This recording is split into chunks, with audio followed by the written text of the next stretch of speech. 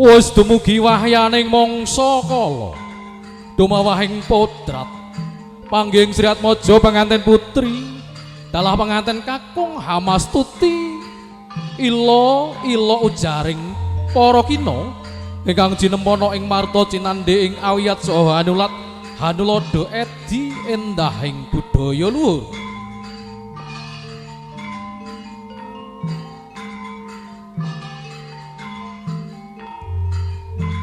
Kawurian penganten putri wis kepareng jengkar saking sasana rinengga kinanti dening Rama dalasan ibu tumuju papan sinengker utawi sasana panggih. Jengkaripun Sri Atmaja penganten putri kairing dening Puspita Adi kang sinebat Kalpataru Dewandaru Yojayandaru ingkang limrah sinebat kembar mayang.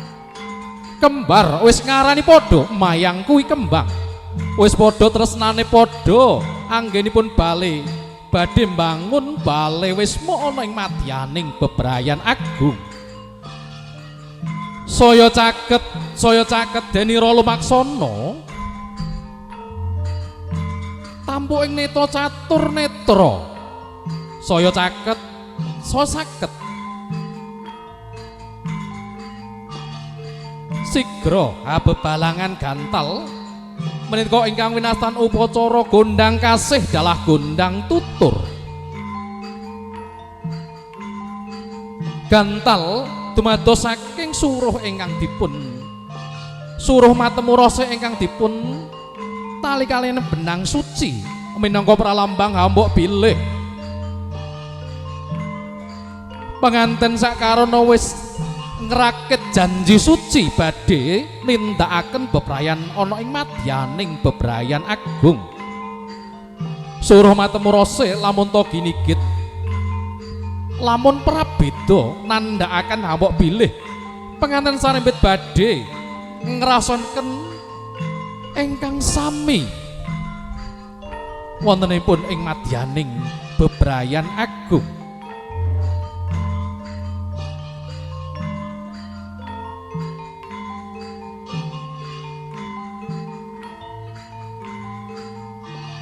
Ing salajengipun penganten putri sigra sembah kalbu dumateng penganten kakung minangka tandha yakti tandha bektinipun Mbak Diana bekti marang pun calon garwanipun nggih menika panjenenganipun Mas Bagus Andre sigra kalolos canela badhe hamerpeki ponang Antiga kang cinaket ing Bokor Kencana.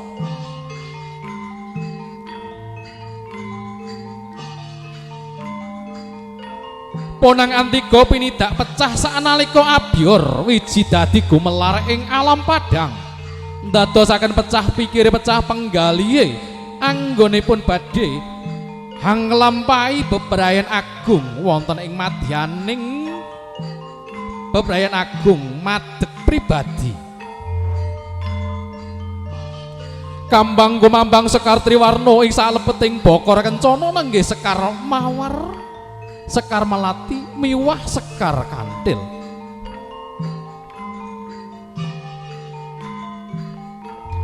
Yakti punika to lamun to winawar tembung memanis lumantar kedaling lati minangka pambukaning karyatama kang agung kumandhil kantil wonten ing pandhaming netra tumanem wonten ing tungtunging nala. Sigra hamiji samparan kang raka minangka pralamita hangi caling saliring Sukerta mugia tulus munggih manggih mulya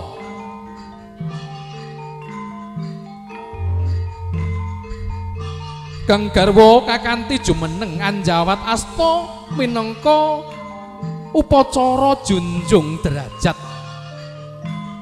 derajat awak pilih Mbak Diana Rahmawati menika sampun dipun junjung derajatipun kalian Mas Febiana Andri Pratama minangka jejering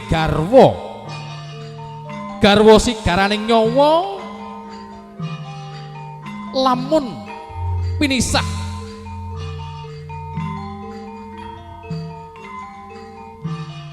pramila ing rika kalenggahan punika panataing busana sampun angasta sarat sarana wontenipun kendi pertala isinipun toya wening kasuntaing bantala tepung gelang paribasanipun menggo pralamita bilih wonten ing madyaning bebrayan menika sedaya boten langgeng sedaya owah lan gingsir pindaning cakra manggilingan.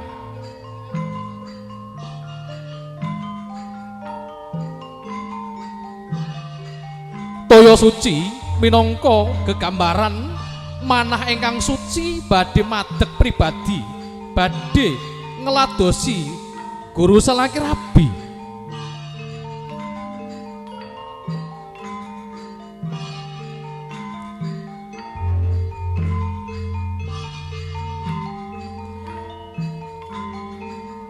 Wontenipun iker kadadesan saking songsong janur ingkang dipun enam wujudipun kados bokor isinipun jajan pasar dalah cok bakal werdi kang sinandi iker penganten sarimbit sampun kini kertalining akrami kedah saged mepremring hawa nafsu amarah supiyah aluamah dalah mutmainah. Lampahipun iker kaubengaken ambal kaping 3 minangka sangkan paraning dumadi purwa madya lan usananipun.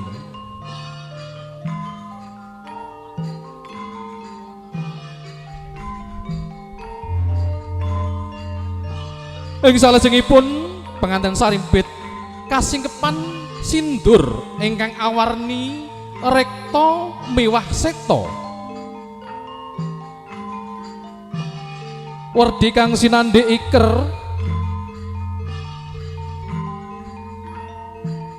sindur awarni rekta sekta mening mawi mengko werdi ambok bilih penganten sarimbit anggenipun hanindakaken perkawis tansah wani marang bebener wedi marang kanestan. Rama minangka wonten ing ngarsa sung tuladha panganten sarimbit ana ing madya mangun karsa dene wonten wingkingipun nggih menika panjenenganipun ibu minangka tutwuri handayani sampun tumuju wonten ing yaning sasana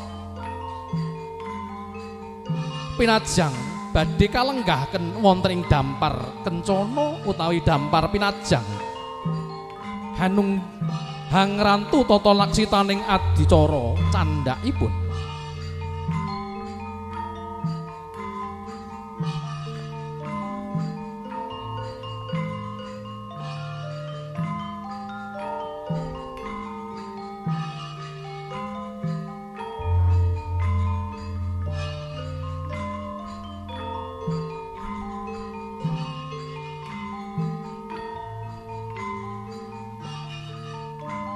Sigra ingkang Rama hanglenggahaken minangka upacara tanem jero minangka sinengkakaken ing kaluhur minangka raja sedina ratu sedalu.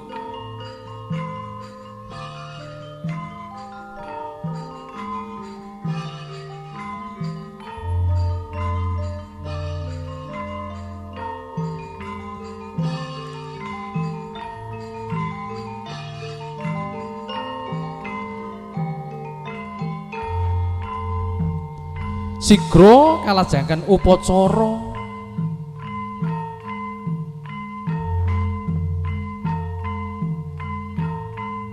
bobot timbangipun. Awak bilih Kang Rama hanimbang bobot bebeting penganten sekalian, awak bilih boten badhe ambetak-ambetakaken antawisipun putra mantu dalah putranipun piyambak. Lulus mulya manggih raja paripurna upacara panggih. Sigra kelajengaken upacara candhakipun. Sumangga.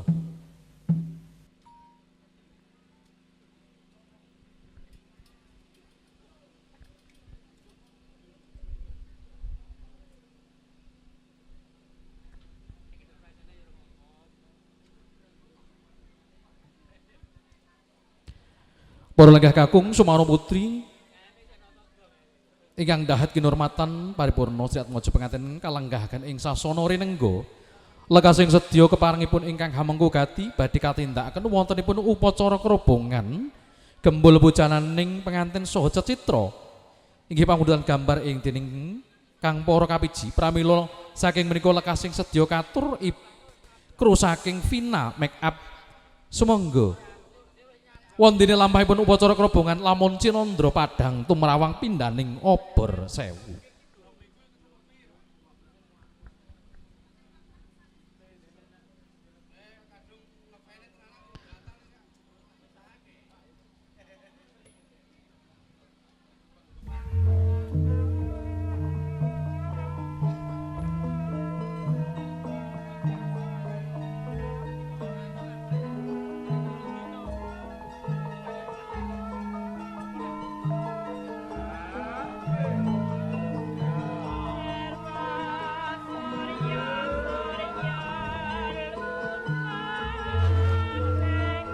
Paripurna upacara tanem jero sigra kalajengan upacara kacar kucur kaskaya guna kaya.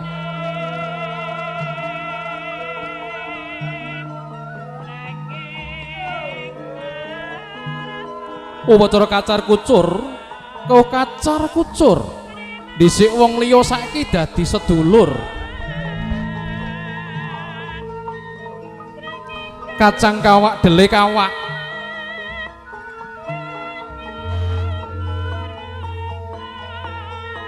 sing adoh saya cedhak. Oh kacar kucur paring pasemon mbok bilih penganten kakung paring kaskaya guna kaya dumateng penganten putri.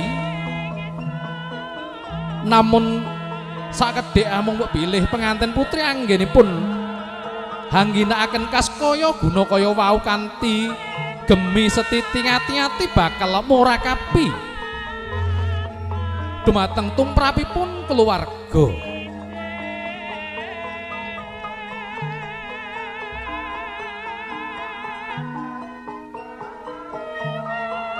Wujudipun kacar kucur ingkang sampun tinangsulan kanthi bakoh minangka pralamita bakoh ing gemi lan setitine penganten putri anggenipun hangginakaken kaskaya guna kaya kelawau.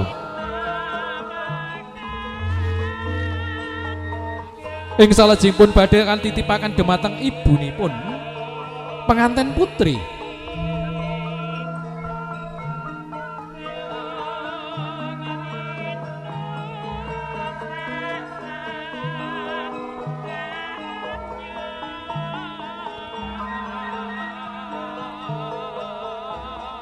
Paripurna upacara kacar kucur sigra kalajengaken upacara dahar boga jenar manca warna.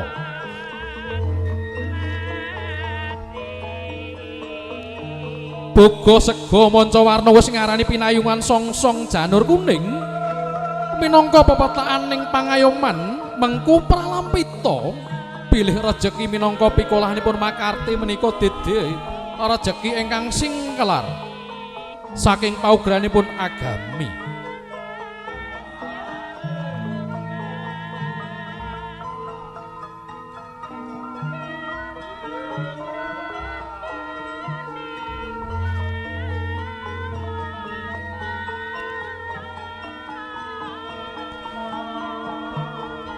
Dulang-dulangan mengku pasemon bilih penganten kekalih tansah sih sinisihan kang ateges sami bobot katresnane nadyan meranggulangi pak kawontenan kang maneka warna ing madyaning bebrayan agung.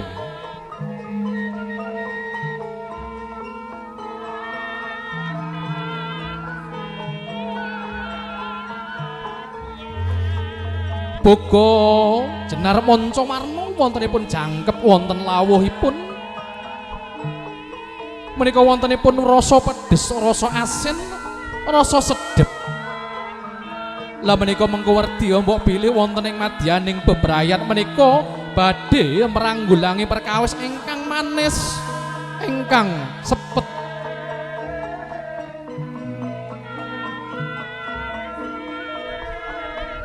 menika pralambang pilih penganten sarimbit anggen pun anintakan menika tansah tatak tanggon anggenipun bangun bale wis wonten ing madyaning bebrayan agung.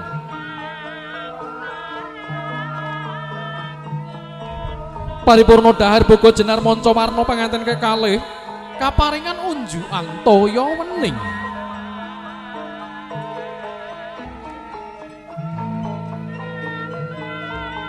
Ingkang mengkuwerdi mugi Sri Atmaja penganten sarimbit anggen nyonindakaken pakarti menika tansah linambaran weninging manah miwah meneping kalbu.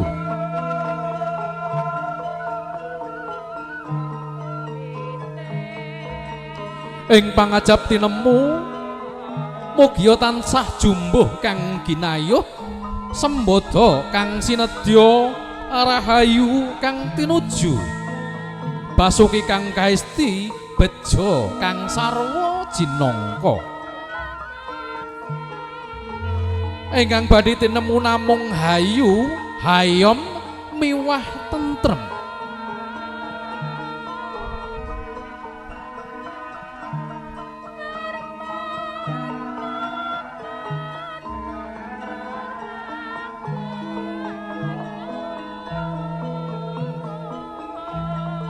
Purna upacara kacar kuturun sigra kalajengaken upacara candhakipun inggih menika upacara sungkeman pramila lekasing sedya dhumateng juru pita swara unggalipun gending kasigeg sawetawis nun.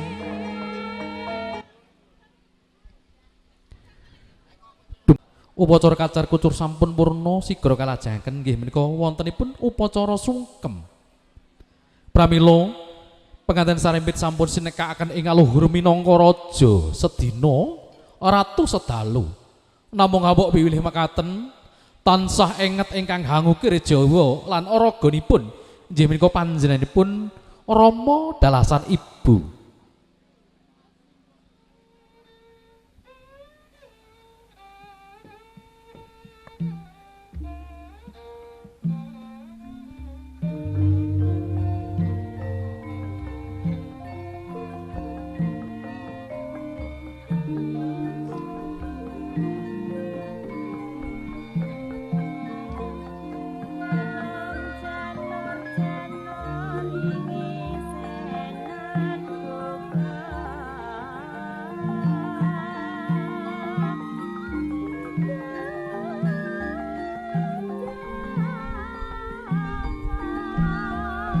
Wis kepareng jengkar Sri Atmaja penganten kekalih jumangkah arsa sumengkem wonten pepadaning Rama dalasan ibu penganten putri.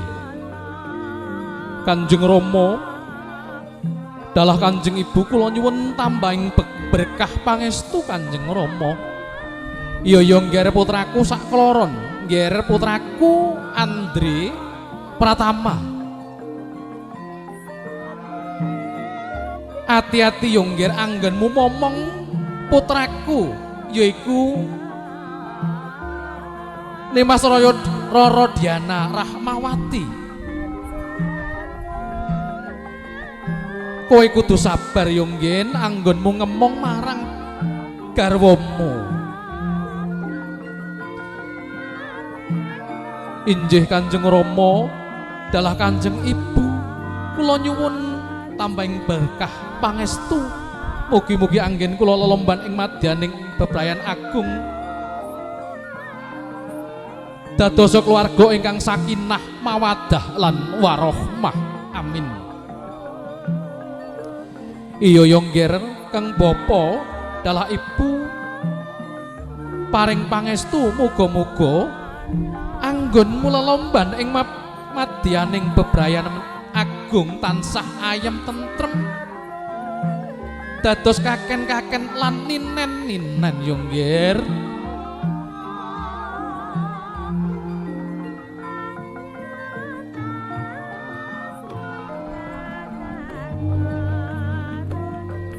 Ing salajengipun penganten kakung dalah penganten pun sigra sumangga wonten pepadaning Rama dalasan ibu penganten kakung. Nger putraku Diana Rahmawati, Nger hati-hati anggonmu ngeladosi marang kakungmu yaiku Andre Pratama yo Nger. Muga-muga jodoh kang pinesti iki ndadekno keluargamu sing keluarga ingkang sakinah mawaddah lan warahmah.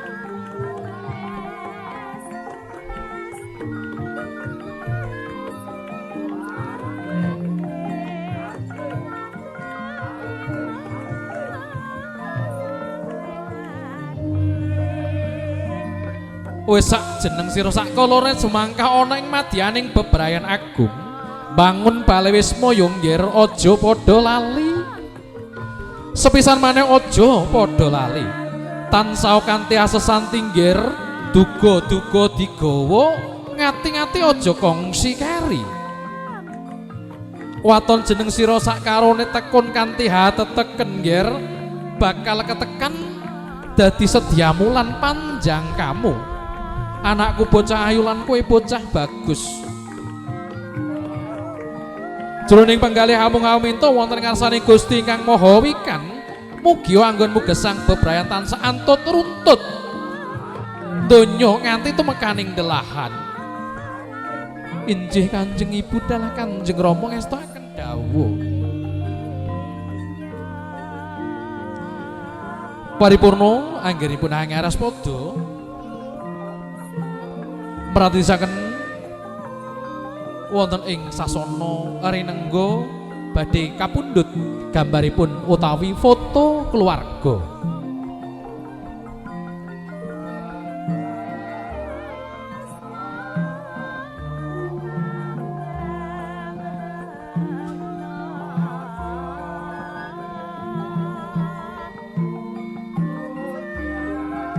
Dumateng juru pita swara ungelipun gending kasigek sawetawis nuwun matur nuwun.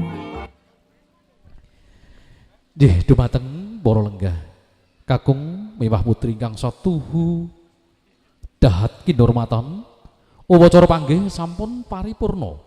Pramila ndungkap wayaning upacara saklajengipun nggih menika upacara foto keluarga. Katur dumateng panderek saking telatah Telaga keluarga ageng saking panjenenganipun Bapa Suyono sak panderek ambok bilih badhe ngersakaken foto kasumanggaaken. Semanten ugi dumateng keluarga agung saking panjenenganipun Bapa Sutarman ambok bilih badhe ngersakaken foto keluarga kasumanggaaken.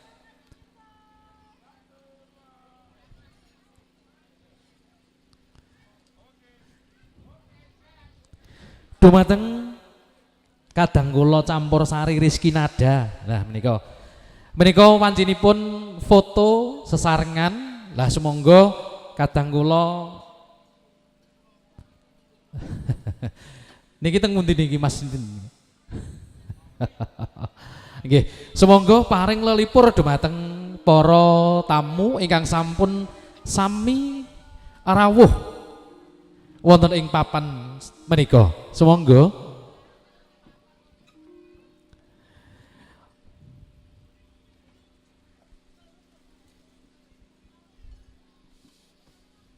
Cik lo cik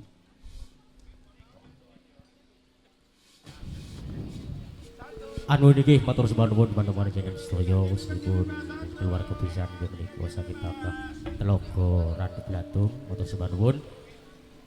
Adicara upacara kebangkitan sampun paripurna salajengipun menika badhe ngregakaken swasana bagya mulya ing kalodhangan ing siang punika saking campur sari Rizky Nada.